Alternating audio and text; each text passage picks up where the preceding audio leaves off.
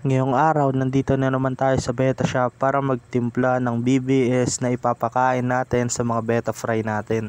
At ulit, ako nga pala si Young on Earth ng Red Phoenix Beta Shop.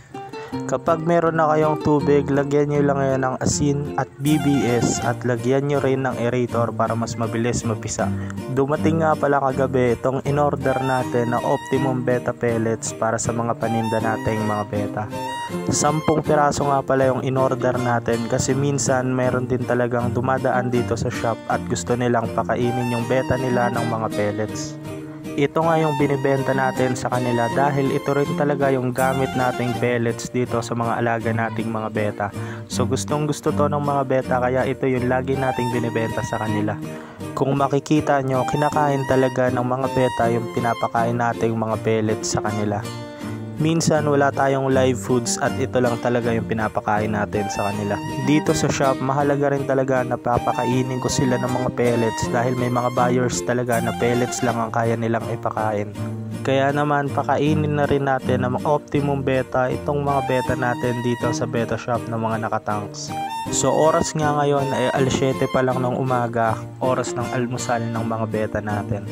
Ito na nga yung mga male beta natin na winater change kahapon. So ngayon nakikita na sila sa camera dahil wala nang talisa yung tubig nila. Pakainin lang muna natin sila tapos mamaya ipapa-flare na natin sila.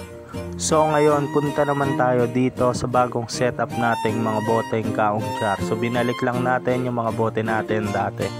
Dito isa-isa rin natin silang lalagyan ng saktong pellets lang para hindi agad masira yung tubig nila pag hindi nila naubos ito. Sa beta, ang pinakalagi nating iingatan is yung tubig nila kasi possible yan na pagmula ng sakit kapag nasira. At ito nga ngayon yung beta natin na pinapakulay. Naglalabas na siya ng kulay o nagbabakbak na siya ng kulay niya dahil sa talisay leaves na inilagay natin. At ito naman yung mga fry natin ng Hellboy natin mga boss. Kung makikita nyo, medyo marami talaga sila at nilipat na natin sila dito sa balde. Going 1 week old nga pala tong mga beta natin at pinapakain natin to ng BBS.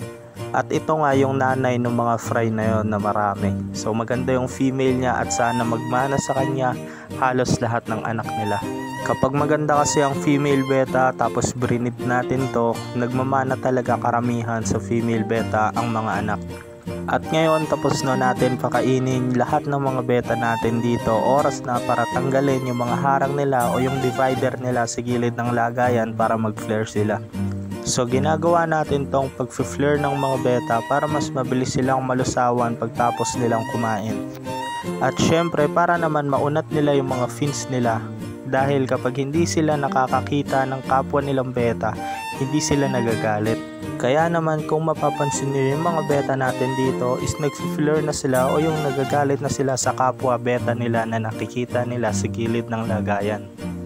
Ang pagpapa-flare mga boss is pwede na yung 10 to 15 minutes lang kada araw after nilang kumain or bago sila kumain. Para maiwasan natin yung pagka-stress ng beta. So ayun lang mga boss, maraming salamat sa panonood nyo. Hanggang sa muli, Young on Earth nga pala ng Red Phoenix Beta Shop. Maraming salamat sa inyo. Yeah!